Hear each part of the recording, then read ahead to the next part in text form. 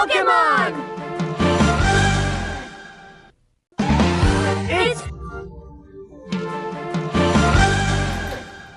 Hi everyone, I'm Shani and today I'm doing an interview for my entrepreneurship assignment. I'm really happy to be here with Alex, the founder of Zara International School. I was actually a student here before, so this is really meaningful for me. Zara really shaped me in terms of confidence, independence, and how I see learning. So I'm really excited to have this conversation today. Thank you so much for being here. So to start off, could you briefly introduce yourself and share a little bit about your journey as an entrepreneur? Okay. So hi everyone, I'm Alex, the CEO of Zara International School, one of the co-founders of Zara International School also. Right. So you asked me how is my entrepreneurship experience journey, right? So it definitely has been up and down, but I think overall I find it a joy. I think it's meaningful and fulfilling. I think running a school, yes, it has many aspects, but I think on the entrepreneurship side, yes, it was challenging, but it is also very fulfilling to see that we can create a space for students, for children to be able to learn, a conducive environment for them to excel and grow and to find confidence and to be able to interview with you, seeing you, going to college and all. I think that pretty much sums up the joy. Okay, so my first question. What made you decide to start Zara International School, and was there something you saw in education that made you think this needs to change? Okay, so how Zara started was before that we were a homeschool. So it's more like a tuition center kind of a setting. However, it's not a real school. Okay. So after when I joined as a teacher, I saw that there is no status licensing on that part. So once I saw that, I wanted to improve it. I wanted to make school to progress into a next state, because no matter how good the school is or the curriculum is, or no matter how good the teachers are, if without a proper status or proper license, you cannot run a school. So it was something that I saw that there is so much potential that I think we need to progress into the next state so that we can be legally running a school, and so that everything will be in place. And what is one thing that I see? I think one thing definitely what we see a lot in Zara is on their well-being.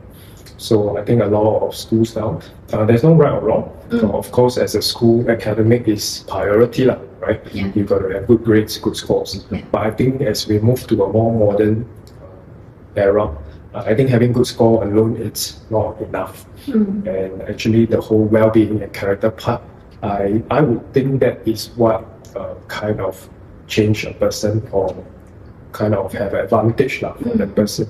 It is not just academic level, but I think on social skill or leadership skill. That is why we also started Zara, to make sure that all these are catered, not just academic, but also in their well-being.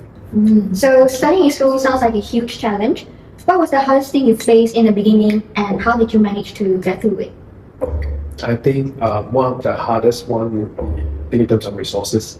So when I say resources, is about maybe manpower, the teachers that you need, the money that you need to renovate, and to find a new campus. I think all this relates back to resources, because before that we were much smaller in size. I think if you talk about size, we have increased about 8 or 10 times the size. So I think the hardest part was trying to look for all these resources, because you need everything all together. You cannot just have campus and no teachers. You cannot have any of it missing. You've got to have all of them together. Then only we could start a school. So how do we get through it? I can only say just keep fighting, just keep grinding it, or keep moving forward, because there isn't a solution for everything every day. Certain things, yes, we took faster time, but there are certain things that we took a while. But I think the most important part was just keep going, right? Just talk to another person, just keep finding your investor, just keep looking around for a new campus, and not give up, although it seems impossible at the start. So I think if you ask me, I will put it as perseverance. Okay, perseverance. I remember Zara felt quite different from other schools. So from your perspective, what makes Zara stand out and how do you keep it relevant today, especially how things are changing so fast? I think one of the ways that we keep it relevant and focused and simple is really on the well-being, like I mentioned just now. As things are moving faster, right? There are new technology, there's so many AI, everything is advancing. So what we chose to do and to keep our focus is really to nurture character and leadership.